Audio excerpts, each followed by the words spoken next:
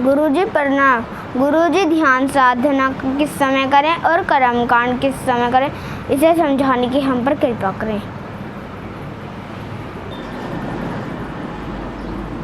इस बालक का प्रश्न है कि हम ध्यान साधना किस समय करें और कर्मकांड किस समय करें। प्रश्न बड़ा श्रेष्ठ है बालक का।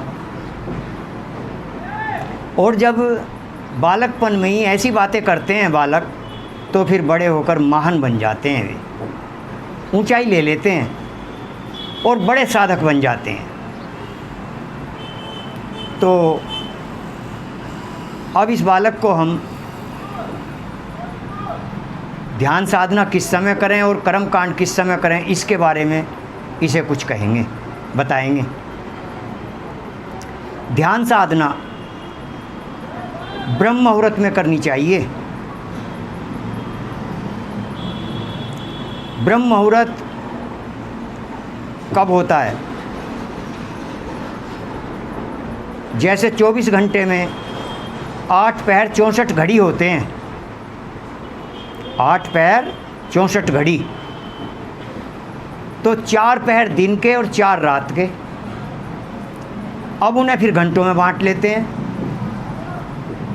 तो उसी हिसाब से ध्यान साधना करनी चाहिए। अब यदि किसी को वैसे भी कुछ ना हो,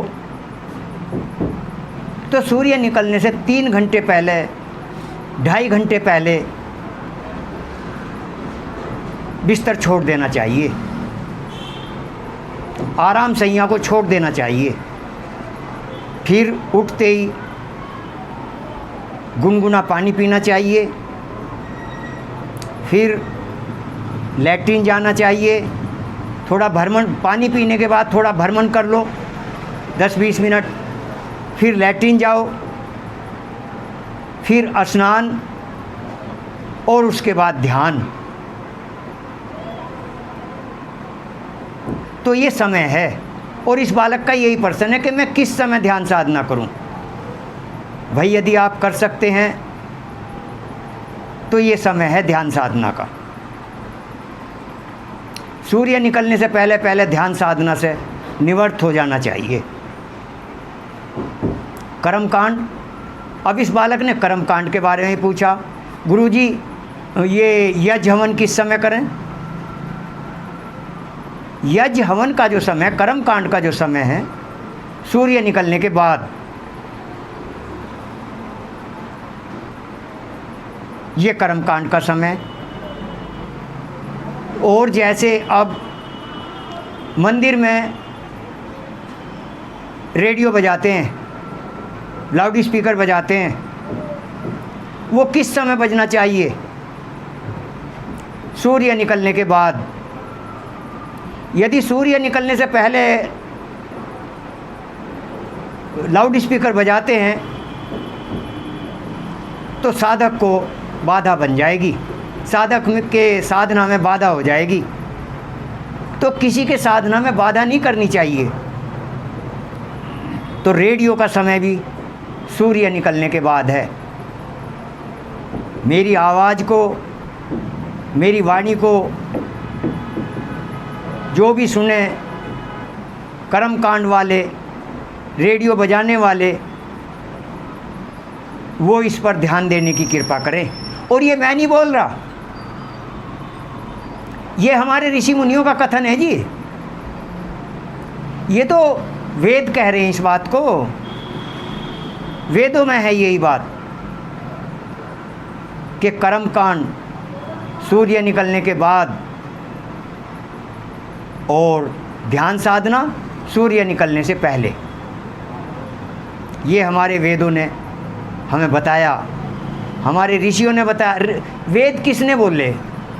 वेद कहाँ से आए? ऋषियों के मुख से आए। ऋषियों ने पहले साधना की और साधना करते करते करते करते जब उनकी बिल्कुल पवित्रता आ गई उनके अंदर, तो फिर उनको ऋचाएँ उतरने लगी, वे बोलने लगे, शीश कंठस्थ कर लेते थे। तो वेद भी तो ऋषियों नहीं बोले, पर बोले साधना से उन्होंने अपना जीवन खपा दिया, जीवन लगा दिया, पूरा समर्पण भाव कर दिया, समर्पण कर दिया हमारे लिए उन्होंने। और आज यदि हम उनकी बात को ना माने तो हमारी बहुत बड़ी गलती है। तो मेरे मित्रों, मेरी बहनों, ध्यान साधना सूर्य निकलने से पहले और कर्मकांड सूर्य निकलने के पश्चात। ये रेडियो भी जो बजती है ये भी सूर्य निकलने के बाद ही बजनी चाहिए, वरना वो तो रेडियो बजा रहे हैं और जो मान लिया साधक कोई साधना कर रहा है उसको बाधा हो रही है तो उनको दोष लगता है फिर। और ध्यान साधना का कार्य है, आध्यात्म ध्यान साधना का कार्य है, बहुत ऊंचा कार्य है, सर्वोच्च कार्य है। तो इस सर्वोच्च कार्य में किसी को भी बाधा नहीं करनी चाहिए। और जो इस सर्वोच्च कार्य को करता है, आध्यात्म ध्यान साधना करता है, एक दिन वो अपने लक्ष्य की प्राप्ति कर लेता है। प्रेम से बोलिए श्री सद्गुरुदेव महाराज की जय।